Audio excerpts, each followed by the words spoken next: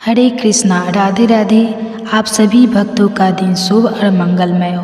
आप सभी भक्तों पर भगवान विष्णु का आशीर्वाद सदा सर्वदा बना रहे। तो आइए आज हम सुनेंगे पौष मास कथा में आगे का वृतांत। शौनक जी ने कहा, अश्वत्थामा ने जो अत्यंत तेजस्वी ब्रह्मास्त्र चलाया था उससे उत्तराकर गर्भ नष्ट हो गया था, परंतु भगवान ने उसे पुनः जीवित कर दिया। उस गर्भ से पैदा हुए महाज्ञानी महात्मा परीक्षित के, जिन्हें सुखदेव जी ने ज्ञान उपदेश दिया था, जन्म कर्म मृत्यु और उसके बाद जो गति उन्हें प्राप्त हुई वह सब यदि आप ठीक समझे तो कहें। हम लोग बड़ी श्रद्धा के साथ सुनना चाहते हैं। सूत जी ने कहा, धर्मराज युधिष्ठिर अपनी प्रजा को प्रसन्न रखते हुए पिता के समान उसका पालन करने लगे। भगवान श्री कृष्ण के चरण कमलों के सेवन से वे समस्त भोगों से निष्प्रिय हो गए थे। शौनकाद ऋषियों उनके पास अतुल संपत्ति थी। उन्होंने बड़े बड़े यज्ञ किए थे तथा उनके फलस्वरूप श्रेष्ठ लोकों का अधिकार प्राप्त किया था। उनकी रानियां और भाई अनुकूल थे। सारी पृथ्वी उनकी थी। वे जम्बू द्वीप के स्वामी थे और उनकी कीर्ति स्वर्ग तक फैली हुई थी। उनके पास भोग की ऐसी सामग्री थी जिसके लिए देवता लोग भी ललायित रहते थे, परंतु जैसे भूखे मनुष्य को भोजन के अतिरिक्त दूसरे पदार्थ नहीं सुहाता, वैसे ही उन्हें भगवान के सिवा दूसरी कोई वस्तु सुख नहीं देती थी। शौनक जी उत्तरा के गर्भ में स्थित वह वर शिशु परीक्षित जब अश्वत्थामा के ब्रह्मास्त्र के तेज से चलने लगा, तब उसने देखा कि उसकी आंखों के सामने एक ज्योतिर्मय पुरुष है। वह देखने में तो अंगूठे भर का है, परंतु उसका स्वरूप बहुत ही निर्मल है। अत्यंत सुंदर श्याम शरीर बिजली के समान चमकता हुआ पीताम्बर धारण किए हुए है। सिर पर सोने का मुकुट झिलझिला रहा है। उस निर्विकार पुरुष के बड़ी ही सुंदर लंबी लंबी 4 भुजाएं हैं। कानों में तपाए हुए स्वर्ण के सुंदर कुंडल हैं। आँखों में लालिमा है। हाथ में लूके के समान जलती हुई गदा लेकर उसे बार बार घुमाता जा रहा है और स्वयं शिशु के चारों ओर घूम रहा है। जैसे सूर्य अपनी किरणों से कूड़े को भगा देता है, वैसे ही वह उस गदा के द्वारा ब्रह्मास्त्र के तेज को शांत करता जा रहा था। उस पुरुष को अपने समीप देखकर वह गर्भस्थ शिशु सोचने लगा कि यह कौन है। इस प्रकार उस 10 मास के गर्भस्थ शिशु के सामने ही धर्म रक्षक प्रेम में भगवान श्री कृष्ण ब्रह्मास्त्र के तेज को शांत करके वही अंतर ध्यान होगा। तंत्र अनुकूल ग्रहों के उदय से समस्त सद्गुणों को विकसित करने वाले शुभ समय में पांडु के वंशधर परीक्षित का जन्म हुआ। जन्म के समय ही वह बालक इतना तेजस्वी दिख पड़ता था मानो स्वयं पांडु ने ही फिर से जन्म लिया हो। पौत्र के जन्म की बात सुनकर राजा युधिष्ठिर मन में बहुत प्रसन्न हुए। उन्होंने धार्मिक कृपाचार्य आदि ब्राह्मणों से मंगल वाचन और जात कर्म संस्कार करवाए। महाराज युधिष्ठिर दान के योग्य समय को जानते थे। उन्होंने प्रजा तीर्थ नामक काल में ब्राह्मणों को सुवर्ण, गवे, पृथ्वी, गांव, उत्तम जाति के हाथी घोड़े और उत्तम अन्न का दान दिया। ब्राह्मणों ने संतुष्ट होकर अत्यंत विनय स्थिति से कहा, पूर्व वंश शिरोमणि काल की दूर निवार गति से यह पवित्र पूर्व वंश मिटना ही चाहता था, परंतु तुम लोगों पर कृपा करने के लिए भगवान विष्णु ने यह बालक देकर इसकी रक्षा कर दी, इसलिए इसका नाम विष्णु रात होगा। निसंदेह यह बालक संसार में बड़ा यशस्वी भगवान का परम भक्त और महापुरुष होगा।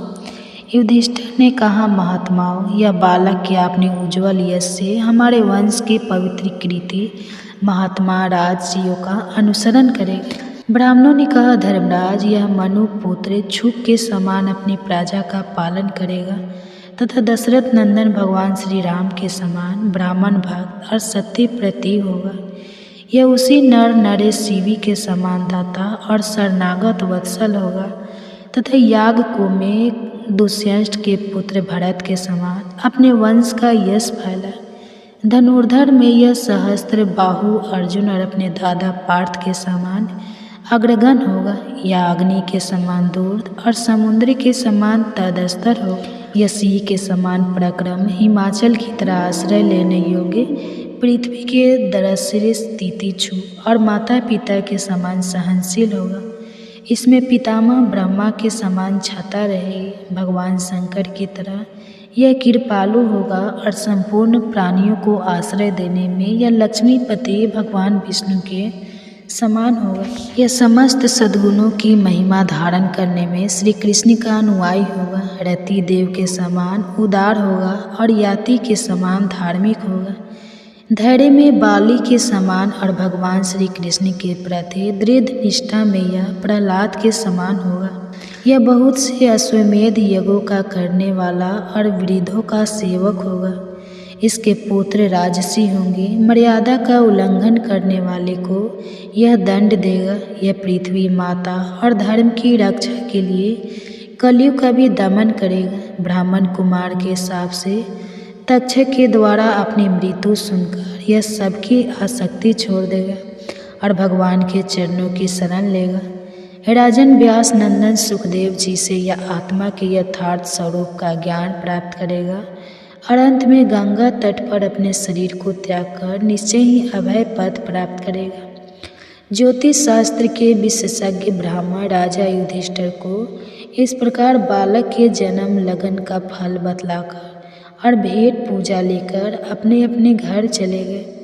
वही यह बालक संसार में परीक्षित के नाम से प्रसिद्ध होगा, क्योंकि वह समर्थ बालक गर्भ में जिस पुरुष का दर्शन पा चुका था उसका स्मरण करता हुआ लोगों में उसकी परीक्षा करता रहता था कि देखिए इनमें से कौन वह है जैसे शुक्ल पक्ष में दिन प्रतिदिन चंद्रमा अपने से पूर्ण होता हुआ बढ़ता है, वैसे ही वह राजकुमार भी अपने गुरुजनन के लालन पालन से क्रमशः अनुदिनी बढ़ता हुआ शीघ्र सियाना हो गया। इसी दिन सौजनों के वध का प्रायश्चित करने के लिए राजा युधिष्ठिर ने अश्वमेध यज्ञ के द्वारा भगवान का आराधना करने का विचार किया, परंतु प्रजा से वसूल किए हुए कर और दंड के रकम के अतिरिक्त और धन ना होने के कारण वे बड़ी चिंता में पड़ गए। उनका अभिप्राय समझकर भगवान श्री कृष्ण की प्रेरणा से उनके भाई उत्तर दिशा में राजा मुरुद और बाण द्वारा छोड़ा हुआ बहुत सा धन लिए उससे यज्ञ की सामग्री एकत्र करके महाराज युधिष्ठिर ने 3 अश्वमेध यज्ञों के द्वारा भगवान की पूजा की। युधिष्ठिर के निमंत्रण से पधारे हुए भगवान ब्राह्मणों द्वारा उनका यज्ञ संपन्न कराकर अपने सुहृद पांडव की प्रसन्नता के लिए कई महीनों तक वहीं रहे। शौनक जी इसके बाद भाइयों सहित राजा युधिष्ठिर और द्रौपदी से अनुमति लेकर अर्जुन के साथ यदुवंशियों में घिरे हुए भगवान श्री कृष्ण ने द्वारिका के लिए प्रस्थान किया। तो इसी के साथ यह अध्याय समाप्त हुआ। आप सुनिए भागवत महापुराण की कथा। ऋषियों ने पूछा, हे सूत जी, गंधर्व श्रेष्ठ सुशंख ने जब सुनीता को श्राप दिया था तब वो श्राप उसके ऊपर किस प्रकार लागू हुआ, उसके बाद सुनीता ने क्या किया और उसे कैसा पुत्र प्राप्त हुआ, कृपया इस विषय में बताएं। तब सूत को स्वामी ने कहा, हे ब्राह्मणों, हम पहले बता चुके हैं कि सुशंख के श्राप देने पर सुनीता दुख से पीड़ित हो गई। अपने पिता के निवास स्थान पर वापस आई। वहाँ उसने पिता से अपनी संपूर्ण वृत्तांत को कह सुनाया और तब मृत्यु ने भी अपनी पुत्री सुनीता से कहा, हे पुत्री, तूने बड़ा भारी अपराध और पाप किया है। तेरा यह कार्य धर्म और तेज का नाश करने वाला है। काम क्रोध से रहित शांत धर्म वत्सल ऐसे तपस्वी को जो तूने पीड़ा पहुँचाई है, ऐसे लोगों को पापामा पुत्र ही प्राप्त होते हैं और उसे उस पाप का फल भोगना ही पड़ता है। तूने निर्दोष होने पर भी उन्हें मारा है, अतः तेरे द्वारा यह महान पाप हुआ है। पहले तूने ही अपराध किया है और फिर उन्होंने श्राप दिया है। इसलिए अब तू पुण्य कर्मों का आचरण कर, सदैव साधु पुरुषों के संग में रहकर जीवन व्यतीत कर, प्रतिदिन योग ध्यान और दान के द्वारा काल यापन करती रह। हे बालिका, सत्संग एक महान पुण्यदायी और परम कल्याणकारी होता है।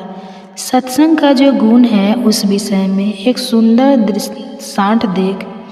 जल जो होता है वह एक अच्छी वस्तु है। उसके स्पर्श से, उसमें स्नान करने से, उसे पीने से, उसका दर्शन करने से भी बाहर और भीतर के सभी दोष धुल जाते हैं और इसलिए मुनि लोग सीधी प्राप्त करते हैं। समस्त चराचर प्राणी भी जल पीते रहने से दीर्घायु होते हैं। उसी प्रकार संतों के सत्संग से मनुष्य शुद्ध और सफल मनोरथ प्राप्त करते हैं।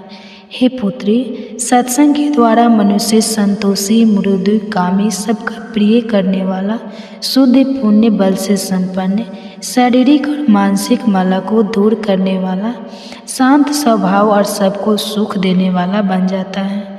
जिस मनुष्य में सत्य की अग्नि सदैव प्रज्वलित रहती है वह पुण्यम तेज के प्रकाशमान रहता है।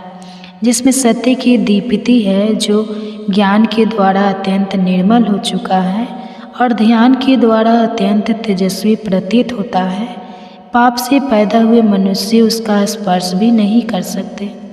इसलिए हे पुत्री, तुझे सत्य का संसर्ग करना चाहिए, असत्य का नहीं। जाओ, भगवान श्री विष्णु का चिंतन करो, अपने पाप भाव को छोड़कर केवल पुण्य का आश्रय लो।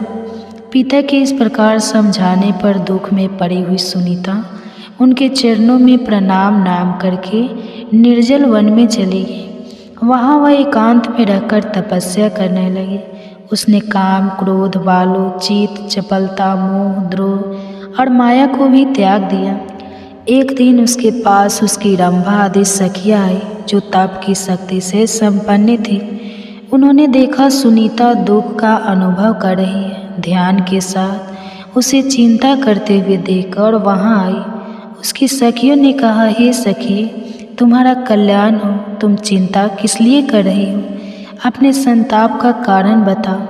चिंता तो केवल दुख देने वाली होती है। एक ही चिंता सार्थक मानी गई है जो कि धर्म के लिए की जाए। हे धर्मनंदिनी, दूसरी चिंता जो योगियों के हृदय में होती है, जिसके द्वारा वे ब्रह्मा का चिंतन करते हैं, वह भी सार्थक है और उनके सिवा और जितनी भी चिंताएं हैं वे सब निरर्थक हैं। उनकी कल्पना भी नहीं करनी चाहिए। चिंता तो मनुष्य के शरीर, बल और तेज का भी नाश कर देती है। वह हर प्रकार के सुखों को नष्ट कर डालती है। वो तंत्र, मोह और लोभ, इन तीन दोषों को लेकर आती है और प्रतिदिन उसी में घुलती रहने पर वह पाप को भी उत्पन्न करती है। इसलिए चिंता को छोड़ो। जीव पूर्व जन्म में अपने कर्मों द्वारा जिन शुभ अशुभ भोगों का उपार्जन करता है, उन्हीं का वह दूसरे जन्म में उपभोग करता है। इसलिए बुद्धिमान मनुष्य को चिंता नहीं करनी चाहिए। तुम चिंता को छोड़कर अपने सुख दुख आदि की बताओ। क्या बात है? सखियों के यह वचन सुनकर तब सुनीता ने कहा, पहले सूस ने उसे वन में जिस प्रकार श्राप दिया था, वह सारी घटना उसने अपनी सखियों से कह सुनाई। उसने अपने अपराधों का भी वर्णन किया और उस समय महाभागा सुनीता मानसिक दुख से बड़ा कष्ट पा रही थी। उसका यह सारा वृत्तांत सुनकर उसकी सखियों ने कहा, हे महाभागे, तुम्हें दुख को तो त्याग ही देना चाहिए, क्योंकि वह शरीर का नाश करने वाला है। तुम्हारे अंगों में सती स्त्रियों के जो उत्तम गुण हैं, उन्हें हम अन्य कहीं नहीं देखते। उत्तम स्त्रियों का पहला आभूषण रूप है, दूसरा चरित्र, तीसरा सत्य, चौथा आर्य यानी सदाचार, पांचवा धर्म, छठा सतयुष यानी कार्य करने का उत्साह, नौवां मंगल गान है, 10वां कार्य की कुशलता, 11वां काम भाव का अधिक्य और 12वां गुण मीठे वचन बोलना है। इन सभी गुणों ने तुम्हारा सम्मान बढ़ाया है। इसलिए तुम तनिक भी भय मत करो। जिस उपाय से तुम्हें धर्मात्मा पति की प्राप्ति होगी वह हम ना नीति हैं। तुम्हारा काम तो हम ही सिद्ध कर देंगे। अब तुम स्वस्थ और निश्चिंत हो जाओ। हम तुम्हें एक ऐसी विद्या प्रदान करेंगे जो पुरुषों को मोहित कर लेती है। यह कहकर सभी सखियों ने सुनीता को वह सुखदायक विद्या बल प्रदान किया और उनसे कहा, हे कल्याणी, तुम देवता आदि में जिस जिस पुरुष को मोहित करना चाहो उसे तत्काल मोहित कर सकती हूँ। सखियों के इस प्रकार कहने पर सुनीता ने उस विद्या का अभ्यास किया। जब वह विद्या भली भांति सिद्ध हो गई तब सुनीता अत्यंत प्रसन्न हुई। वह अपनी सखियों के साथी पुरुषों को देखती हुई वन में घूमने लगी। उसके बाद उसने गंगा जी के तट पर एक रूपमान ब्राह्मण को देखा जो समस्त शुभ लक्षणों से संपन्न और सूर्य के समान तेजस्वी थे। वे तपस्या कर रहे थे। उनका प्रभाव दिव्य था। उन तपस्वी महर्षि रूप देखकर सुनीता का मन मोह गया। उसने अपनी सखी रंभा से पूछा, यह देवताओं से भी श्रेष्ठ महात्मा कौन है? तब ब्रह्मा ने कहा, हे सखी, अव्यक्त परमेश्वर से ब्रह्मा जी की उत्पत्ति हुई। उनसे प्रजापति अत्रि का जन्म हुआ जो बड़े धर्मात्मा है, और यह महामाना तपस्वी उन्हीं के पुत्र हैं। इनका नाम अंग है। यह नंदन वन में आए थे। वहाँ नाना प्रकार के तेज से संपन्न इंद्र का वैभव देखकर इन्होंने भी इनके समान पद पाने की अभिलाषा की। उन्होंने सोचा कि जब मुझे भी वंश को बढ़ाने वाला ऐसा ही पुत्र प्राप्त हो तभी मेरा जन्म कल्याणकारी होगा और साथ ही यश और कीर्ति भी मिल सकती है। ऐसा विचार करके उन्होंने तपस्या और नियमों के द्वारा भगवान ऋषिकेश की आराधना की है। जब भगवान अत्यंत प्रसन्न होकर उनके सामने प्रकट हुए तब इन महर्षि ने इस प्रकार वर मांगा, हे मधुसूदन, मुझे इंद्र के समान वैभवशाली और अपने समान तेजस्वी और पराक्रमी पुत्र प्रदान कीजिए। वो पुत्र आपका भक्त और सब पापों का नाश करने वाला होना चाहिए। और तब श्री भगवान ने कहा, हे महात्मा, मैंने तुम्हें ऐसा पुत्र होने का वर दिया है। वो सबका पालन करने वाला होगा। और ये कहकर भगवान चले गए थे। तब विप्र, वेन अंग किसी पवित्र कन्या की तलाश में है। जैसे तुम सभी अंगों से मनोहर हो वैसे ही कन्या बचाते हैं, इसलिए इन्हीं को अपने पति के रूप में प्राप्त करो। इनसे तुम्हें पुत्र पुण्यात्मा पुत्र की प्राप्ति होगी। यह महाभागे और पुण्य बल से संपन्न है। इनके वीर से उत्पन्न हुआ पुत्र उन्हीं की गुण संपत्ति से युक्त महातेजस्वी समस्त धर्मात्माओं में श्रेष्ठ परम सौभाग्यशाली युक्त आत्मा और ज्ञानी होगा। अपनी सखियों की यह बात सुनकर सुनीता ने कहा, हे भद्रे, उचित है, मैं ऐसा ही करूँगी। इस विद्या से मैं ब्राह्मण को मोह में डालूँगी। तुम मुझे सहायता प्रदान करना जिससे इस समय मैं उनके पास जाऊँ। यह सुनकर रंभा ने कहा, मैं तुम्हारी सहायता करूँगी, तुम मुझे आज्ञा दो। सुनीता के नेत्र बड़े बड़े थे। वह रूप और यौवन से शोभा पा रही थी। उसने सद्भावना पूर्वक माया से दिव्य रूप धारण किया। उसका मुख बड़ा ही मनोहर था।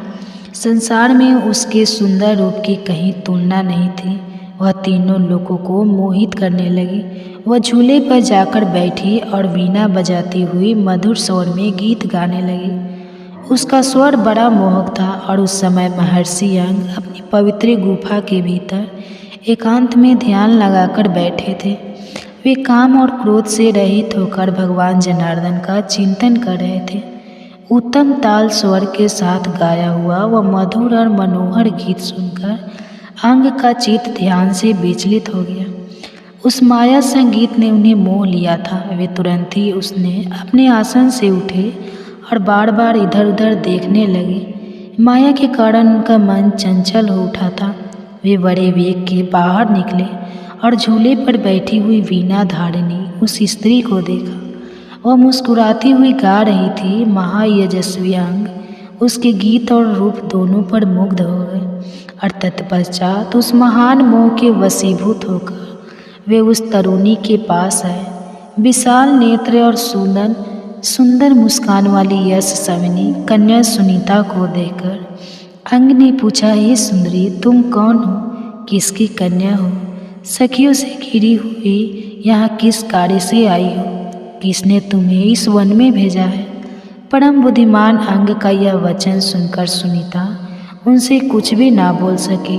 उसने केवल सखी के मुख की ओर देखा और रंभा ने इशारे से कुछ कहकर सुनीता को समझा दिया और स्वयं ही उन श्रेष्ठ ब्राह्मण से आदरपूर्वक कहने लगी, हे महर्षि, यह मृत्यु की परम सौभाग्यवती कन्या है। लोग में इसकी सुनीता के नाम से प्रसिद्धि है।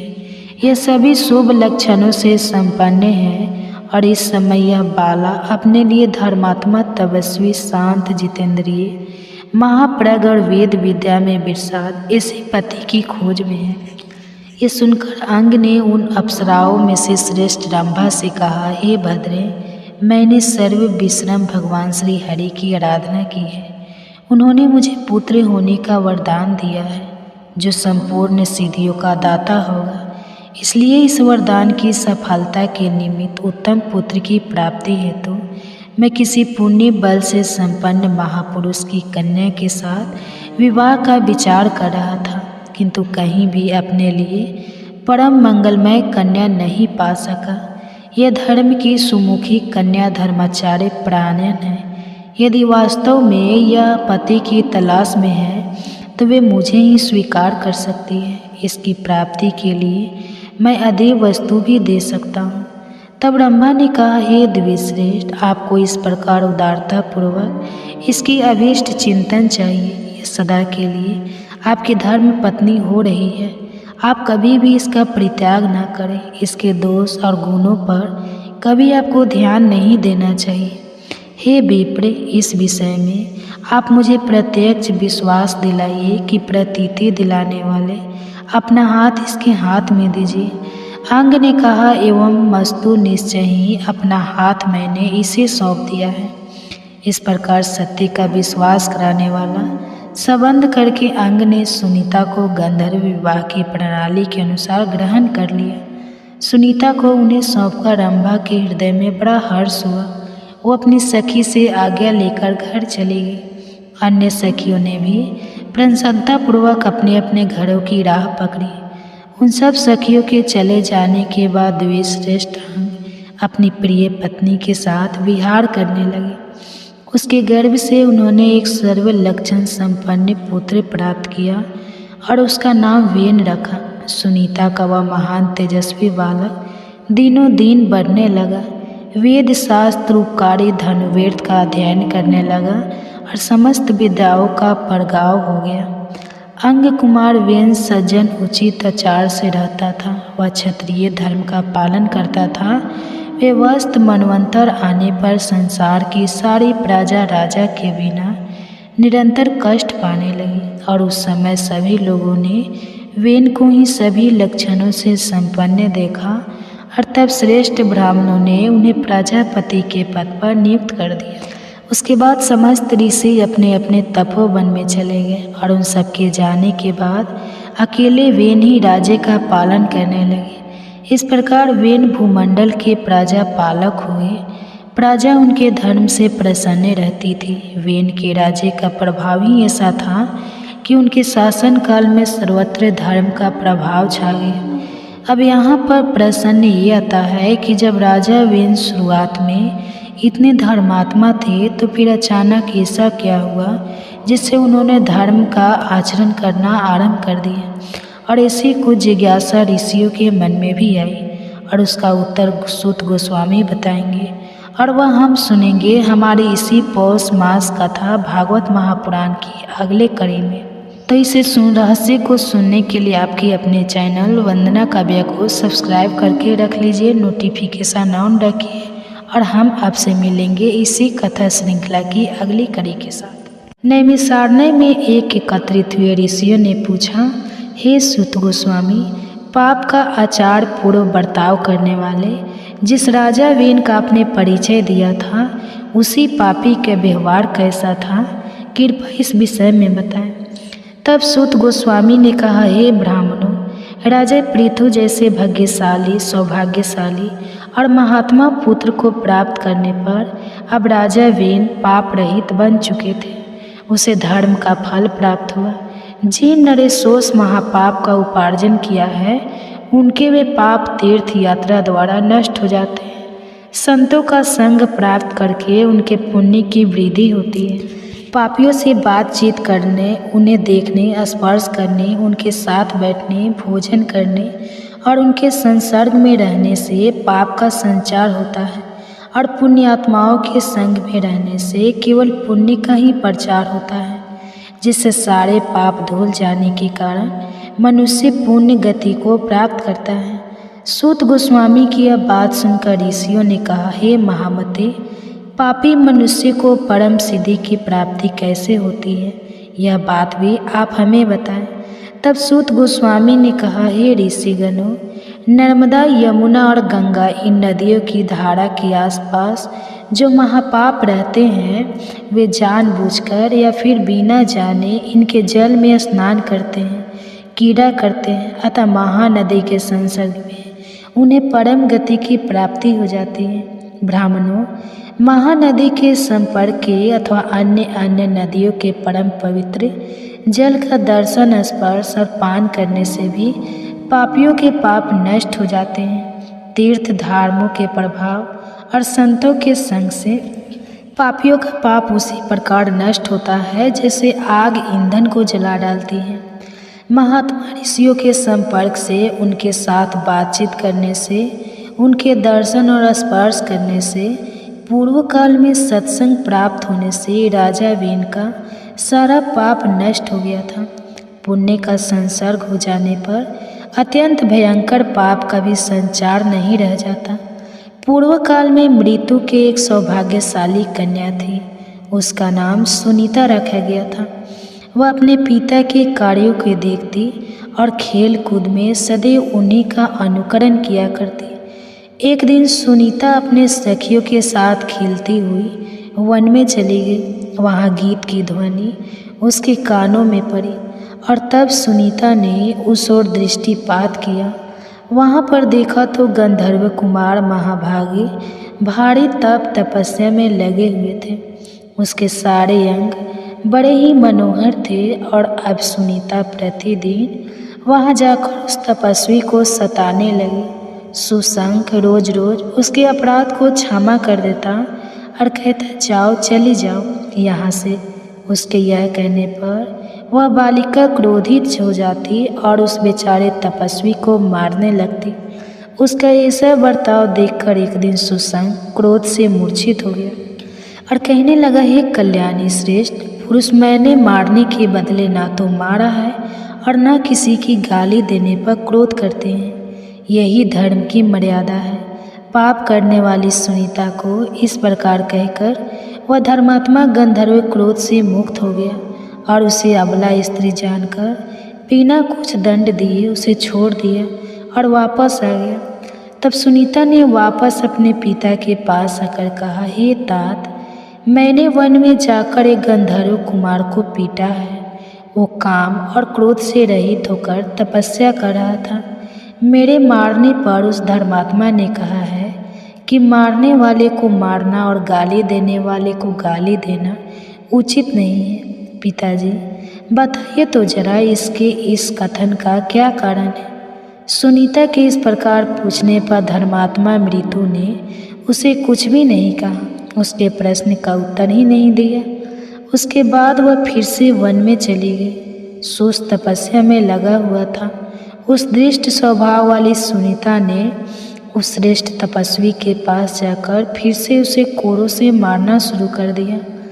अब वह महाते तेजस्वी गंधर्व अपने क्रोध को नहीं रोक पाया और उस सुंदरी बालिका को श्राप देते हुए कहा, हे सुंदरी, गृहस्थ धर्म में प्रवेश करने पर जब तुम्हारा अपने पति के साथ संपर्क होगा तब तुम्हारे गर्भ से देवताओं और ब्राह्मणों की निंदा करने वाला, पाप आचरण करने वाला, हर प्रकार के पापों से आसक्त और दुष्ट पुत्र उत्पन्न होगा जो तुम्हें प्रताड़ित करेगा। इस प्रकार सुनीता को श्राप देकर वह पुनः जाकर तपस्या में लग गया। हे महाभागवतम, कुमार के चले जाने पर सुनीता अपने घर आई। वहीं उसने अपने पिता से यह सारा वृत्तांत कह सुनाया। तब धर्मराज मृत्यु ने कहा, अरे उस निर्दोष तपस्वी को तुमने क्यों मारा है? हे भद्रे, तपस्या में लगे हुए पुरुष को मारना यह तुम्हारे द्वारा उचित कार्य नहीं हुआ। और ऐसा कहकर धर्मात्मा मृत्यु अत्यंत दुखी हो गए। और इस कथा को आगे बढ़ाते हुए शील सुत गोस्वामी ने कहा, यह एक समय की बात है महर्षि अत्रि के पुत्र महातेजस्वी राजा नंदन वन में गए थे। वहाँ उन्होंने गंधर्व, किन्नरों और अप्सराओं के साथ देवताओं इंद्र का दर्शन किया। उनके वैभव, उनके भोग विलास और उनकी लीला को देखकर वह धर्मात्मा अंग सोचने लगे कि इस उपाय से मुझे इंद्र के समान पुत्र की प्राप्ति होगी। थोड़ी देर विचार करने के बाद राजा अत्यंत खीन हो गए। नंदन से जब वे घर लौटे तो अपने पिता अत्रि के चरणों में मस्तक झुकाकर कहने लगे, हे पिताश्री, आप ज्ञानवान में श्रेष्ठ और पुत्र पर स्नेह रखने वाले हैं। मुझे इंद्र के समान वैभवशाली पुत्र कैसे मिलेगा? कृपा कोई उपाय बताइए।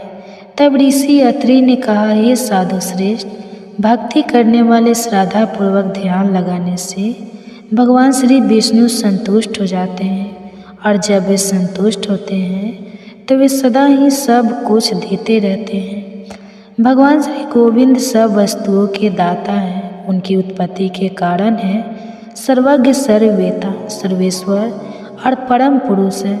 इसलिए तुम उनकी उपासना करो। हे पुत्र, तुम जो भी चाहते हो वह सब उन्हें प्राप्त होगा। भगवान श्री विष्णु सुख, परमार्थ और मोक्ष प्रदान करने वाले हैं। इस जगत के ईश्वर हैं। इसलिए जाओ, उनकी आराधना करो। उन्हीं से तुम्हें इंद्र के समान पुत्र प्राप्त होगा। अपने पिता से आज्ञा लेकर राजा अंग ने प्रस्थान किया। वे सुवर्ण और रत्नम शिखरों से सुशोभित मेरु गिरि पर्वत के मनोहर शिखर पर चले गए, और वहां पहुंचकर उन्होंने गंगा जी के पवित्र तट पर एकांत में स्थित रत्नम कंतरा में प्रवेश किया। महामुनि अंग बड़े मेधावी और धर्मात्मा थे। उन्होंने काम और क्रोध का त्याग कर दिया, समूढ़ इंद्रियों को अपने वश में किया और भगवान के सुंदर स्वरूप का ध्यान करने लगे। क्लेशारी भगवान श्री कृष्ण का ध्यान करते करते वे इतने तन्मय हो गए कि बैठने, सोने, चलने और चिंतन करने के समय भी उन्हें नित्य प्रतिदिन भगवान श्री मधुसूदन ही दिखाई देने लगे। उनका मन भगवान में लग गया था। वे योग युक्त और जितेंद्रिय बन गए थे। सूखे और गीले समस्त पदार्थों में केवल भगवान विष्णु का ही दर्शन करते, और इस प्रकार तपस्या करते हुए उन्हें 100 वर्ष बीत गए। नियम, संयम और उपवास के कारण उनका संपूर्ण शरीर दुर्बल हो चुका था। फिर भी वे अपने तेज से सूर्य और अग्नि के समान दिव्यमान दिखाई दे रहे थे। इस प्रकार तपस्या में प्रवृत्त होकर ध्यान में लगे हुए राजा अंग के सामने एक दिन भगवान श्री विष्णु प्रकट हुए और उनसे कहने लगे, हे मानव, तुम जो भी इच्छा रखते हो ऐसा वर मांगो। इंद्रियों के स्वामी भगवान वासुदेव को अपने समक्ष उपस्थित देखकर राजा अंग को अत्यंत प्रसन्नता हुई। उनका चित्त हर्षित हो गया। वे भगवान को प्रणाम करके उनकी स्तुति करने लगे। मधुसूदन की स्तुति करते हुए राजा अंग ने कहा, हे भूत भावन, आप ही संपूर्ण भूतों की गति हैं। आप प्राणियों की आत्मा, सब भूतों के ईश्वर और सगुण स्वरूप धारण करने वाले हैं। आपको नमस्कार है। गुण कर्ता, गुण संपन्न और गुणात्मा भवकर्ता और भक्तों के संसार बंधन का अपहरण करने वाले हैं। भव की उत्पत्ति के कारण होने से आपका नाम भव है। इस भव में आप अव्यक्त रूप से छिपे हुए हैं, इसलिए आपको भव गुणा कहा गया है। आप रुद्र रूप से इस भव संसार का विनाश करते हैं, इससे आपका नाम भव विनाशी है। आपको प्रणाम है और कलशों का नाश करने वाला है। इस मास में किया गया जप, तप, दान, श्रवण मनुष्य को परम आध्यात्मिक उन्नति प्रदान करता है। और इसी पौष मास के विशेष समय में हम श्रवण कर रहे हैं वेदों और शास्त्रों से ली गई प्रामाणिक पौराणिक कथाओं का। जो कथा भागवत महापुराण की कथा है, ये कथाएं शास्त्रों से ली गई पौराणिक कथाएं हैं।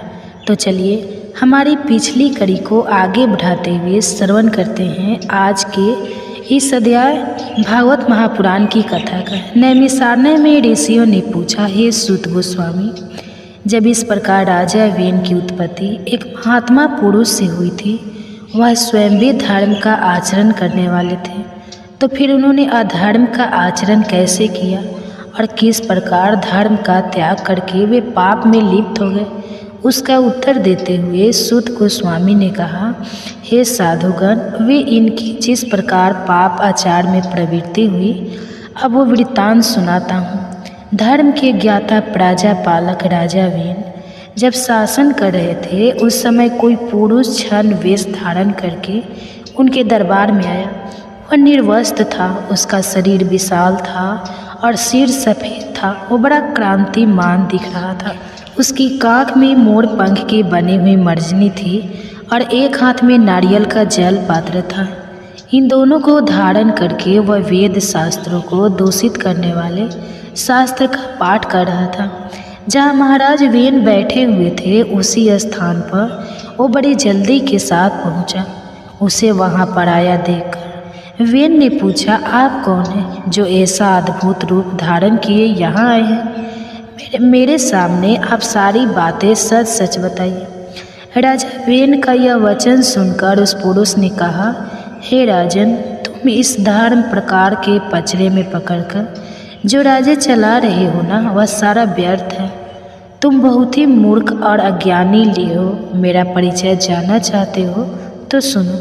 मैं देवताओं का परम पूज्य हूँ। मैं ही ज्ञान, मैं ही सत्य, मैं ही सनातन ब्रह्मा हूँ। मोक्ष भी मैं ही हूँ। मैं ब्रह्मा जी के देह से उत्पन्न सत्य प्रतिज्ञ पुरुष हूँ। मुझे जिन स्वरूप जानो सत्य और धर्मी मेरा क्लेवर है। ज्ञान परायण योगी मेरे ही स्वरूप का ध्यान करते हैं। तब राजा वेन ने पूछा, आपका धर्म कैसा है? आपका शास्त्र क्या है? और आप किस प्रचार का पालन करते हैं? यह सब बताइए। तब उस जिन ने कहा, जहाँ मन, देवता, नील ग्रंथ, गुरु और दया को ही परम धर्म बताया गया है, वही मोक्ष देखा जाता है और यही जैन दर्शन है। इसमें कोई संदेह नहीं है। अब मैं आपका आचार बता रहा हूँ। मेरे मत में यजन, याज, वेद अध्ययन नहीं है, संधि उपासना भी नहीं है। तपस्या, दान, सर्वधा और स्वाहा का भी मैं परित्याग करता हूँ। हव्य, कबों का तर्पण, अतिथियों का सत्कार, बलि, वैष्णदेव आदि कर्मों का भी विधान नहीं किया गया है। केवल अरहन का ध्यान ही उत्तम माना गया है। जैन मार्ग में प्रायः ऐसे धर्म का आचरण ही दृष्टि गोचर होता है। प्राणियों का यह शरीर पांचों तत्वों से बनता है और परिपट है, इसलिए श्राद्ध और यज्ञ यह सब क्रियाओं की कोई आवश्यकता नहीं। जैसे पानी में जल और जंतुओं का समागम होता है और जिस प्रकार बुलबुले पैदा होते हैं और विलीन हो जाते हैं, उसी प्रकार संसार में समस्त प्राणियों का आवागमन होता रहता है। अंत काल आने पर वायु रूप आत्मा शरीर छोड़कर चली जाती है और पंच तत्व पांचों भूतों में मिल जाते हैं। उसके बाद मोह से मुगंध मनुष्य परस्पर मिलकर मरे हुए जीव के लिए श्राद्ध आदि पारलौकिक कृत्य करते हैं। मोह वर्षव छाया तिथि को पियों का तर्पण करते हैं। भला मारा हुआ मनुष्य कहाँ रहता है? किस रूप में आकर वह श्राद्ध आदि का भोग करेगा? मिष्ट ना खाकर तो सिर्फ ब्राह्मण लोग तृप्त होते हैं। मृता कर्माट कर्म नहीं समझा जाना चाहिए। अगर अन्न का भोजन किया जाए तो उसी में उसके साथ करता है। यदि दान ही देना हो तो दया का दान देना चाहिए। दया परायण होकर प्रतिदिन जीवों की रक्षा करनी चाहिए। ऐसा करने वाला पुरुष चंडाल हो या क्षुद्र, वही ब्राह्मण कहा गया।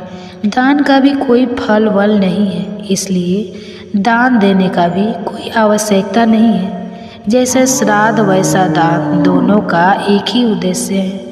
मात्र भगवान जिनका बताया हुआ धर्मी भोग और मोक्ष प्रदान करने वाला है, मैं तुम्हारे सामने उसी का वर्णन करता हूँ। वो बहुत पुण्यदायक है। पहले शांत चित्त से सब पर दया करनी चाहिए, फिर हृदय से मन के शुद्ध भाव से चराचर स्वरूप एकमात्र जिनकी आराधना करनी चाहिए, उन्हीं को नमस्कार करना चाहिए। हे निपुण श्रेष्ठ, वेन माता पिता के चरणों में भी कभी मस्तक झुकाने की आवश्यकता नहीं है, फिर औरों की तो बात ही क्या करना। अब उस जिन की यह सारी बातें सुनकर राजा वेन ने पूछा, यह ब्राह्मण आश्चर्यगण गंगा आदि नदियों को पुण्य तीर्थ बताते हैं। इनका कहना है यह तीर्थ महान पुण्य प्रदान करने वाले हैं। इसमें कहाँ तक सत्य है, कृपया यह बताइए। मुझे तब उस चीन ने कहा, महाराज, आकाश से बादल एक ही समय जो पानी बरसाते हैं वह पृथ्वी और पर्वत सभी स्थानों में गिरता है, वही बहकर नदियों में एकत्रित होता है और वहाँ से सर्वत्र जाता है।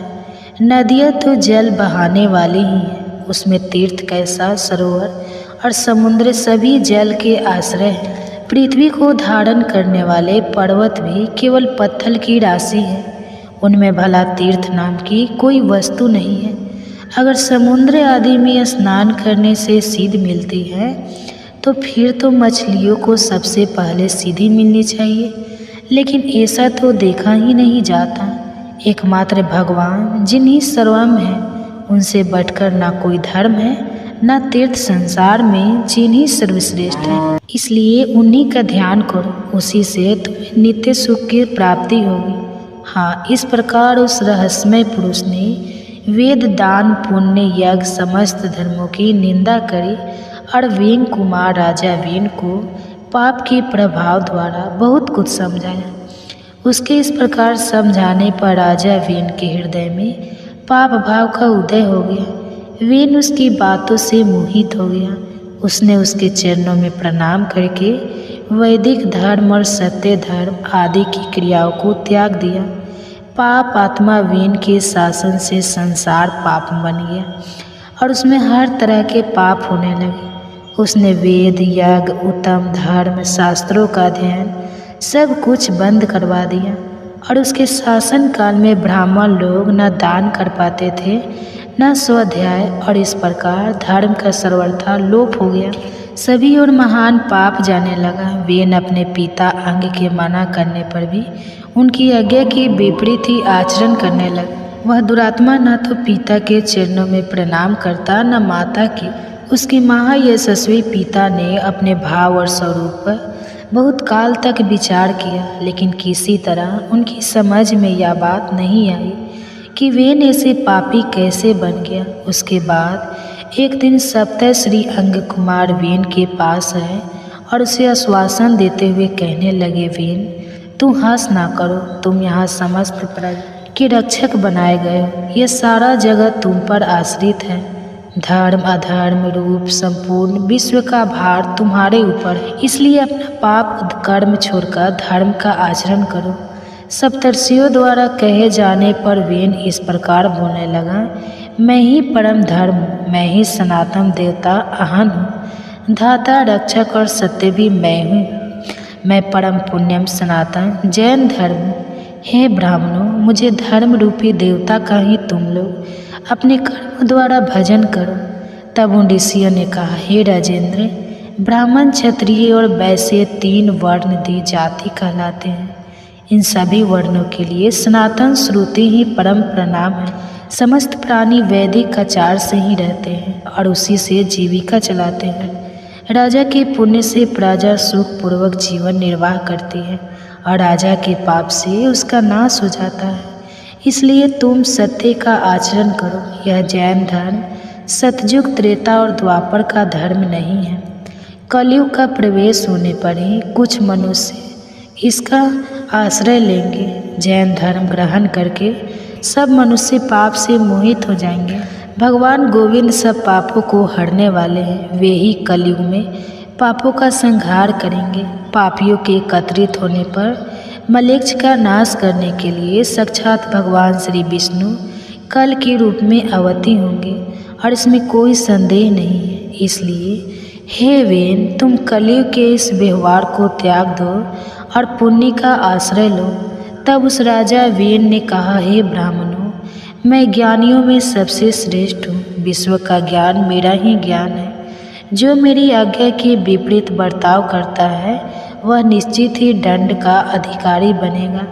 अब इस पाप बुद्धि वाले राजा वेन को बहुत समझाया, लेकिन सप्तर्षियों की कोई भी बात उसने नहीं मानी और तब सप्तर्षि क्रोध हो गए। उनके श्राप के भय से वेन एक बाम्बी में घुस गया, लेकिन वे ब्राह्मर्षि उस क्रूर पापी को वहाँ से बलपूर्वक पकड़ लाए। क्रोध में आकर राजा के बाएं हाथ का मंथन करने लगे और उससे एक नीच जाति का मनुष्य उत्पन्न हुआ, जो कि बहुत ही छोटे कद का, काला और भयंकर था। वह निषादों और विशेषता मलेच्छों को धारण पोषण करने वाला राजा हुआ। और तत्पश्चात ऋषियों ने दुरात्मा वीण को दाहिनी हाथ का मंथन किया और उसी से महात्मा राजा पृथु का जन्म हुआ, जिन्हें वसुंधरा का दोहन किया था। उन्हीं के पुण्य प्रसाद से राजा वेन धर्म और अर्थ का ज्ञाता हुआ। तो यह थी आज की हमारी भागवत महापुराण पौष मास की विशेष कथा। इस कथा में हमारे लिए एक विशेष शिक्षा छिपी हुई थी, और वह क्या थी वह हमें आप नीचे कमेंट बॉक्स में लिखकर बताइए। अगर आपने आज की कथा को ध्यान से सुना होगा तो अवश्य ही वह शिक्षा को आप आत्मसात कर पाएंगे। और इसी पौष मास कथा भागवत महापुराण की आगे की श्रृंखला की आगे की कड़ी को सुनने के लिए आपके अपने चैनल को सब्सक्राइब कर लीजिए, बेल आइकन दबाकर नोटिफिकेशन ऑन रखिए। और हम आपसे मिलेंगे बहुत जल्दी इसी कथा श्रृंखला की अगली कड़ी के साथ। तब तक सुनिए एक और कथा। जाते हैं। संतों का संग प्राप्त करके उनके पुण्य की वृद्धि होती है। पापियों से बातचीत करने, उन्हें देखने, स्पर्श करने, उनके साथ बैठने, भोजन करने और उनके संसर्ग में रहने से पाप का संचार होता है, और पुण्य आत्माओं के संग में रहने से केवल पुण्य का ही प्रचार होता है, जिससे सारे पाप धुल जाने के कारण मनुष्य पुण्य गति को प्राप्त करता है। सूत गोस्वामी की यह बात सुनकर ऋषियों ने कहा, हे महामते, पापी मनुष्य को परम सिद्धि की प्राप्ति कैसे होती है, यह बात भी आप हमें बताएं। तब सूत गोस्वामी ने कहा, हे ऋषिगणों, नर्मदा, यमुना और गंगा, इन नदियों की धारा के आसपास जो महापाप रहते हैं वे जानबूझकर या फिर बिना जाने इनके जल में स्नान करते हैं, कीड़ा करते हैं, अतः महानदी के संसर्ग में उन्हें परम गति की प्राप्ति हो जाती है। ब्राह्मणों, महानदी के संपर्क के अथवा अन्य नदियों के परम पवित्र जल का दर्शन, स्पर्श और पान करने से भी पापियों के पाप नष्ट हो जाते हैं। तीर्थ धार्मों के प्रभाव और संतों के संग से पापियों का पाप उसी प्रकार नष्ट होता है जैसे आग ईंधन को जला डालती है। महात्मा ऋषियों के संपर्क से, उनके साथ बातचीत करने से, उनके दर्शन और स्पर्श करने से, पूर्व काल में सत्संग प्राप्त होने से राजा वेन का सारा पाप नष्ट हो गया था। पुण्य का संसर्ग हो जाने पर अत्यंत भयंकर पाप का भी संचार नहीं रह जाता। पूर्व काल में मृत्यु के एक सौभाग्यशाली कन्या थी, उसका नाम सुनीता रखा गया था। वह अपने पिता के कार्यों को देखती और खेल कूद में सदैव उन्हीं का अनुकरण किया करती। एक दिन सुनीता अपने सखियों के साथ खेलती हुई वन में चली गई। वहाँ गीत की ध्वनि उसके कानों में पड़ी और तब सुनीता ने उस ओर दृष्टिपात किया। वहाँ पर देखा तो गंधर्व कुमार महाभागी भारी तप तपस्या में लगे हुए थे। उसके सारे अंग बड़े ही मनोहर थे और अब सुनीता प्रतिदिन वहाँ जाकर उस तपस्वी को सताने लगी। सुशंख रोज रोज उसके अपराध को क्षमा कर देता और कहता, जाओ, चली जाओ यहाँ से। उसके यह कहने पर वह बालिका क्रोधित हो जाती और उस बेचारे तपस्वी को मारने लगती। उसका ऐसा बर्ताव देखकर एक दिन सुशंख क्रोध से मूर्छित हो गया और कहने लगा, हे कल्याणी श्रेष्ठ पुरुष, मैंने मारने के बदले ना तो मारा है और ना किसी की गाली देने पर क्रोध करते हैं। यही धर्म की मर्यादा है। पाप करने वाली सुनीता को इस प्रकार कहकर वह धर्मात्मा गंधर्व क्रोध से मुक्त हो गया और उसे अबला स्त्री जानकर बिना कुछ दंड दिए उसे छोड़ दिया और वापस आ गया। तब सुनीता ने वापस अपने पिता के पास आकर कहा, हे तात, मैंने वन में जाकर एक गंधर्व कुमार को पीटा है। वो काम और क्रोध से रहित होकर तपस्या कर रहा था। मेरे मारने पर उस धर्मात्मा ने कहा है कि मारने वाले को मारना और गाली देने वाले को गाली देना उचित नहीं है। पिताजी, बताइए तो जरा इसके इस कथन का क्या कारण है। सुनीता के इस प्रकार पूछने पर धर्मात्मा मृत्यु ने उसे कुछ भी नहीं कहा, उसके प्रश्न का उत्तर ही नहीं दिया। उसके बाद वह फिर से वन में चली गई। सुस्त तपस्या में लगा हुआ था।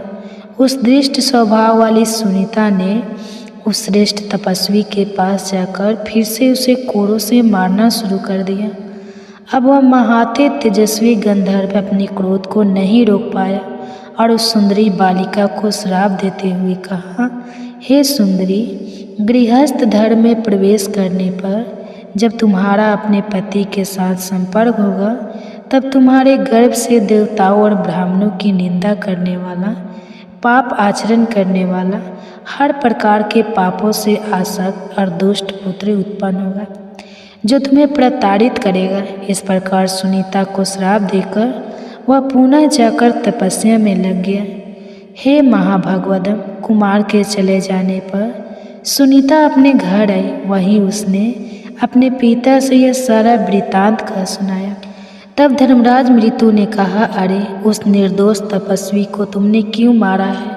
हे भद्रे, तपस्या में लगे हुए पुरुष को मारना यह तुम्हारे द्वारा उचित कार्य नहीं हुआ। और ऐसा कहकर धर्मात्मा मृत्यु अत्यंत दुखी हो गए। और इस कथा को आगे बढ़ाते हुए शीलसुत गोस्वामी ने कहा, यह एक समय की बात है। महर्षि अत्रि के पुत्र महातेजस्वी राजा नंदन वन में गए थे। वहाँ उन्होंने गंधर्व, किन्नरों और अप्सराओं के साथ देवताओं इंद्र का दर्शन किया। उनके वैभव, उनके भोग विलास और उनकी लीला को देखकर वह धर्मात्मा अंग सोचने लगे कि इस उपाय से मुझे इंद्र के समान पुत्र की प्राप्ति होगी। थोड़ी देर विचार करने के बाद राजा अत्यंत खीन हो गए। नंदन से जब वे घर लौटे तो अपने पिता अत्रि के चरणों में मस्तक झुकाकर कहने लगे, हे पिताश्री, आप ज्ञानवान में श्रेष्ठ और पुत्र पर स्नेह रखने वाले हैं। मुझे इंद्र के समान वैभवशाली पुत्र कैसे मिलेगा? कृपा कोई उपाय बताइए। तब ऋषि अत्रि ने कहा, हे साधु श्रेष्ठ, भक्ति करने वाले श्रद्धापूर्वक ध्यान लगाने से भगवान श्री विष्णु संतुष्ट हो जाते हैं। और जब वे संतुष्ट होते हैं तो वे सदा ही सब कुछ देते रहते हैं। भगवान श्री गोविंद सब वस्तुओं के दाता हैं। उनकी उत्पत्ति के कारण है सर्वज्ञ, सर्ववेता, सर्वेश्वर और परम पुरुष है। इसलिए तुम उनकी उपासना करो। हे पुत्र, तुम जो भी चाहते हो वह सब उन्हें प्राप्त होगा। भगवान श्री विष्णु सुख, परमार्थ और मोक्ष प्रदान करने वाले हैं। इस जगत के ईश्वर हैं। इसलिए जाओ, उनकी आराधना करो। उन्हीं से तुम्हें इंद्र के समान पुत्र प्राप्त होगा। अपने पिता से आज्ञा लेकर राजा अंग ने प्रस्थान किया। वे सुवर्ण और रत्नम शिखरों से सुशोभित मेरु गिरी पर्वत के मनोहर शिखर पर चले गए और वहां पहुंचकर उन्होंने गंगा जी के पवित्र तट पर एकांत में स्थित रत्नम कंतरा में प्रवेश किया। महामुनि अंग बड़े मेधावी और धर्मात्मा थे। उन्होंने काम और क्रोध का त्याग कर दिया, समूल इंद्रियों को अपने वश में किया और भगवान के सुंदर स्वरूप का ध्यान करने लगे। कलेशारी भगवान श्री कृष्ण का ध्यान करते करते वे इतने तन्मय हो गए कि बैठने, सोने, चलने और चिंतन करने के समय भी उन्हें नित्य प्रतिदिन भगवान श्री मधुसूदन ही दिखाई देने लगे। उनका मन भगवान में लग गया था। वे योग युक्त और जितेंद्रिय बन गए थे। सूखे और गीले समस्त पदार्थों में केवल भगवान विष्णु का ही दर्शन करते और इस प्रकार तपस्या करते हुए उन्हें 100 वर्ष बीत गए। नियम, संयम और उपवास के कारण उनका संपूर्ण शरीर दुर्बल हो चुका था। फिर भी वे अपने तेज से सूर्य और अग्नि के समान दिव्यमान दिखाई दे रहे थे। इस प्रकार तपस्या में प्रवृत्त होकर ध्यान में लगे हुए राजा अंग के सामने एक दिन भगवान श्री विष्णु प्रकट हुए और उनसे कहने लगे, हे मानव, तुम जो भी इच्छा रखते हो ऐसा वर मांगो। इंद्रियों के स्वामी भगवान वासुदेव को अपने समक्ष उपस्थित देखकर राजा अंग को अत्यंत प्रसन्नता हुई। उनका चित्त हर्षित हो गया। वे भगवान को प्रणाम करके उनकी स्तुति करने लगे। मधुसूदन की स्तुति करते हुए राजा अंग ने कहा, हे भूत भावन, आप ही संपूर्ण भूतों की गति हैं। आप प्राणियों की आत्मा, सब भूतों के ईश्वर और सगुण स्वरूप धारण करने वाले हैं। आपको नमस्कार है। गुण कर्ता, गुण संपन्न और गुणात्मा भवकर्ता और भक्तों के संसार बंधन का अपहरण करने वाले हैं। भव की उत्पत्ति के कारण होने से आपका नाम भव है। इस भव में आप अव्यक्त रूप से छिपे हुए हैं, इसलिए आपको भव गुणा कहा गया है। आप रुद्र रूप से इस भव्य संसार का विनाश करते हैं, इससे आपका नाम भव विनाशी है। आपको प्रणाम है और कलशों का नाश करने वाला है। इस मास में किया गया जप, तप, दान, श्रवण मनुष्य को परम आध्यात्मिक उन्नति प्रदान करता है। और इसी पौष मास के विशेष समय में हम श्रवण कर रहे हैं वेदों और शास्त्रों से ली गई प्रामाणिक पौराणिक कथाओं का। जो कथा भागवत महापुराण की कथा है, ये कथाएं शास्त्रों से ली गई पौराणिक कथाएं हैं। तो चलिए हमारी पिछली कड़ी को आगे बढ़ाते हुए श्रवण करते हैं आज के इस अध्याय भागवत महापुराण की कथा का। नैमिषारण्य में ऋषियों ने पूछा, हे सूत गोस्वामी, जब इस प्रकार राजा वेन की उत्पत्ति एक महात्मा पुरुष से हुई थी, वह स्वयं भी धर्म का आचरण करने वाले थे, तो फिर उन्होंने अधर्म का आचरण कैसे किया और किस प्रकार धर्म का त्याग करके वे पाप में लिप्त हो गए? उसका उत्तर देते हुए सूत गोस्वामी ने कहा, हे साधुगण, वे इनकी जिस प्रकार पाप आचार में प्रवृत्ति हुई, अब वो वृत्तांत सुनाता हूँ। धर्म के ज्ञाता प्रजापालक राजा वेन जब शासन कर रहे थे, उस समय कोई पुरुष छद्म वेश धारण करके उनके दरबार में आया। वह निर्वस्त्र था, उसका शरीर विशाल था और सिर सफ़ेद था। वो बड़ा क्रांतिमान दिख रहा था। उसकी काख में मोर पंख के बने हुई मर्जनी थी और एक हाथ में नारियल का जल पात्र था। इन दोनों को धारण करके वह वेद शास्त्रों को दूषित करने वाले शास्त्र का पाठ कर रहा था। जहाँ महाराज वेन बैठे हुए थे, उसी स्थान पर वो बड़ी जल्दी के साथ पहुँचा। उसे वहाँ पर आया देखकर वेन ने पूछा, आप कौन हैं जो ऐसा अद्भुत रूप धारण किए यहाँ आए हैं? मेरे सामने आप सारी बातें सच सच बताइए। राजा वेन का यह वचन सुनकर उस पुरुष ने कहा, हे राजन, तुम इस धर्म प्रकार के पचड़े में पकड़कर जो राज्य चला रहे हो ना, वह सारा व्यर्थ है। तुम बहुत ही मूर्ख और अज्ञानी लिए हो। मेरा परिचय जानना चाहते हो तो सुनो। मैं देवताओं का परम पूज्य हूँ। मैं ही ज्ञान, मैं ही सत्य, मैं ही सनातन ब्रह्मा हूँ। मोक्ष भी मैं ही हूँ। मैं ब्रह्मा जी के देह से उत्पन्न सत्य प्रतिज्ञ पुरुष हूँ। मुझे जिन स्वरूप जानो सत्य और धर्मी मेरा क्लेवर है। ज्ञान परायण योगी मेरे ही स्वरूप का ध्यान करते हैं। तब राजा वेन ने पूछा, आपका धर्म कैसा है? आपका शास्त्र क्या है? और आप किस प्रचार का पालन करते हैं? यह सब बताइए। तब उस जिन ने कहा, जहाँ मन, देवता, नील, ग्रंथ, गुरु और दया को ही परम धर्म बताया गया है, वही मोक्ष देखा जाता है और यही जैन दर्शन है। इसमें कोई संदेह नहीं है। अब मैं आपका आचार बता रहा हूँ। मेरे मत में यजन, याज, वेद अध्ययन नहीं है, संधि उपासना भी नहीं है। तपस्या, दान, सर्वदा और स्वाहा का भी मैं परित्याग करता हूँ।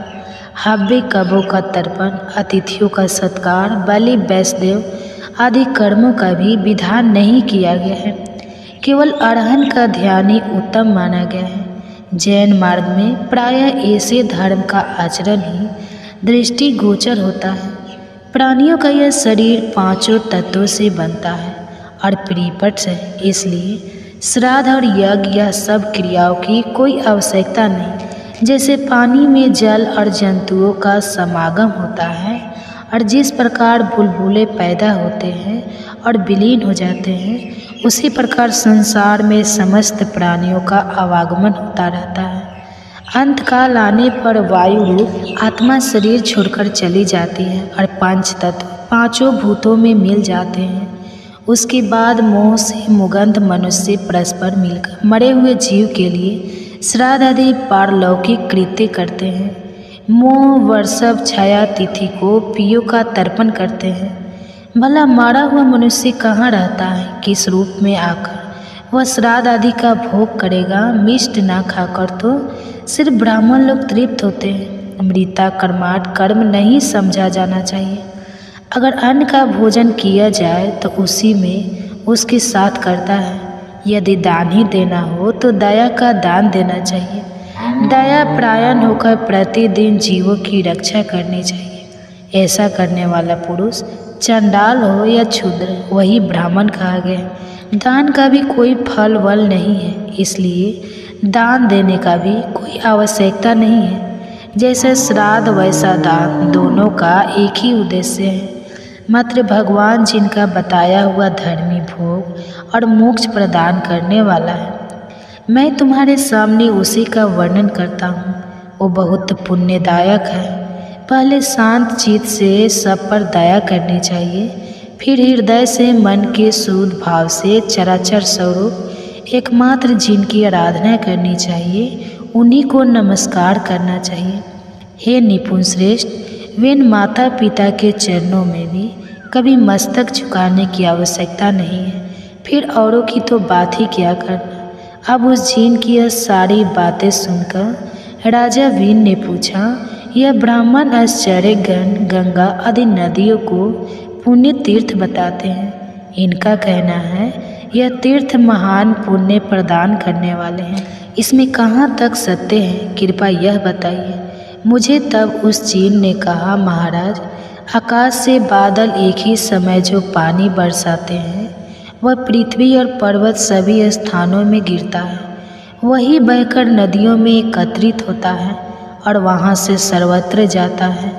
नदियाँ तो जल बहाने वाली ही हैं, उसमें तीर्थ कैसा, सरोवर और समुद्र सभी जल के आश्रय हैं। पृथ्वी को धारण करने वाले पर्वत भी केवल पत्थर की राशि है, उनमें भला तीर्थ नाम की कोई वस्तु नहीं है। अगर समुद्र आदि में स्नान करने से सीध मिलती है तो फिर तो मछलियों को सबसे पहले सीधी मिलनी चाहिए, लेकिन ऐसा तो देखा ही नहीं जाता।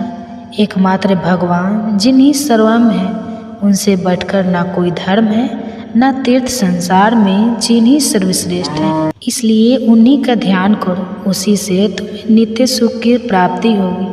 हाँ, इस प्रकार उस रहस्यमय पुरुष ने वेद, दान, पुण्य, यज्ञ समस्त धर्मों की निंदा करी और वेन कुमार राजा वेन को पाप के प्रभाव द्वारा बहुत कुछ समझाया। उसके इस प्रकार समझाने पर राजा वेन के हृदय में पाप भाव का उदय हो गया। वेन उसकी बातों से मोहित हो गया। उसने उसके चरणों में प्रणाम करके वैदिक धर्म और सत्य धर्म आदि की क्रियाओं को त्याग दिया। पाप आत्मा वेन के शासन से संसार पाप बन गया और उसमें हर तरह के पाप होने लगे।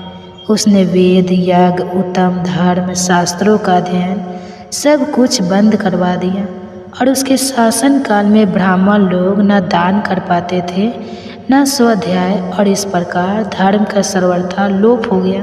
सभी और महान पाप जाने लगा। वेन अपने पिता अंग के मना करने पर भी उनकी आज्ञा के विपरीत ही आचरण करने लगा। वह दुरात्मा न तो पिता के चरणों में प्रणाम करता न माता की। उसके महायशस्वी पिता ने अपने भाव और स्वरूप पर बहुत काल तक विचार किया, लेकिन किसी तरह उनकी समझ में यह बात नहीं आई कि वेन ऐसे पापी कैसे बन गया। उसके बाद एक दिन सप्तश्री अंग कुमार वेन के पास आए और उसे आश्वासन देते हुए कहने लगे, वेन, तुम हंस ना करो, तुम यहाँ समस्त प्रजा के रक्षक बनाए गए हो। यह सारा जगत तुम पर आश्रित है। धर्म अधर्म रूप संपूर्ण विश्व का भार तुम्हारे ऊपर है, इसलिए अपना पाप कर्म छोड़कर धर्म का आचरण करो। सप्तर्षियों द्वारा कहे जाने पर वेन इस प्रकार बोलने लगा, मैं ही परम धर्म हूँ, मैं ही सनातन देवता अहन हूँ, धाता रक्षक और सत्य भी मैं हूँ। मैं परम पुण्यम सनातन जैन धर्म हूँ। हे ब्राह्मणों, मुझे धर्म रूपी देवता का ही तुम लोग अपने कर्म द्वारा भजन करो। तब उन ऋषियों ने कहा, हे राजेंद्र, ब्राह्मण, क्षत्रिय और वैश्य 3 वर्ण दी जाति कहलाते हैं। इन सभी वर्णों के लिए सनातन श्रुति ही परम प्रणाम है। समस्त प्राणी वैदिक आचार से ही रहते हैं और उसी से जीविका चलाते हैं। राजा के पुण्य से प्रजा सुखपूर्वक जीवन निर्वाह करती है और राजा के पाप से उसका नाश हो जाता है। इसलिए तुम सत्य का आचरण करो। यह जैन धर्म सतयुग, त्रेता और द्वापर का धर्म नहीं है। कलयुग का प्रवेश होने पर ही कुछ मनुष्य इसका आश्रय लेंगे। जैन धर्म ग्रहण करके सब मनुष्य पाप से मोहित हो जाएंगे। भगवान गोविंद सब पापों को हरने वाले हैं। वे ही कलयुग में पापों का संहार करेंगे। पापियों के एकत्रित होने पर मलेच्छ का नाश करने के लिए साक्षात भगवान श्री विष्णु कल के रूप में अवतीर्ण होंगे और इसमें कोई संदेह नहीं है। इसलिए हे वेन, तुम कलयुग के इस व्यवहार को त्याग दो और पुण्य का आश्रय लो। तब उस राजा वेन ने कहा, हे ब्राह्मणों, मैं ज्ञानियों में सबसे श्रेष्ठ हूँ। विश्व का ज्ञान मेरा ही ज्ञान है। जो मेरी आज्ञा के विपरीत बर्ताव करता है वह निश्चित ही दंड का अधिकारी बनेगा। अब इस पाप बुद्धि वाले राजा वेन को बहुत समझाया, लेकिन सप्तर्षियों की कोई भी बात उसने नहीं मानी और तब सप्तर्षि क्रोध हो गए। उनके श्राप के भय से वेन एक बाम्बी में घुस गया, लेकिन वे ब्राह्मर्षि उस क्रूर पापी को वहां से बलपूर्वक पकड़ ला। क्रोध में आकर राजा के बाएं हाथ का मंथन करने लगे और उससे एक नीच जाति का मनुष्य उत्पन्न हुआ, जो कि बहुत ही छोटे कद का, काला और भयंकर था। वह निषादों और विशेषता मलेच्छों को धारण पोषण करने वाला राजा हुआ और तत्पश्चात ऋषियों ने दुरात्मा वेन को दाहिनी हाथ का मंथन किया और उसी से महात्मा राजा पृथु का जन्म हुआ, जिन्हें वसुंधरा का दोहन किया था। उन्हीं के पुण्य प्रसाद से राजा वेन धर्म और अर्थ का ज्ञाता हुआ। तो यह थी आज की हमारी भागवत महापुराण पौष मास की विशेष कथा। इस कथा में हमारे लिए एक विशेष शिक्षा छिपी हुई थी, और वह क्या थी वह हमें आप नीचे कमेंट बॉक्स में लिखकर बताइए। अगर आपने आज की कथा को ध्यान से सुना होगा तो अवश्य ही वह शिक्षा को आप आत्मसात कर पाएंगे। और इसी पौष मास कथा भागवत महापुराण की आगे की श्रृंखला की आगे की कड़ी को सुनने के लिए आपके अपने चैनल को सब्सक्राइब कर लीजिए, बेल आइकन दबाकर नोटिफिकेशन ऑन रखिए और हम आपसे मिलेंगे बहुत जल्दी इसी कथा श्रृंखला की अगली कड़ी के साथ। तब तक सुनिए एक और कथा।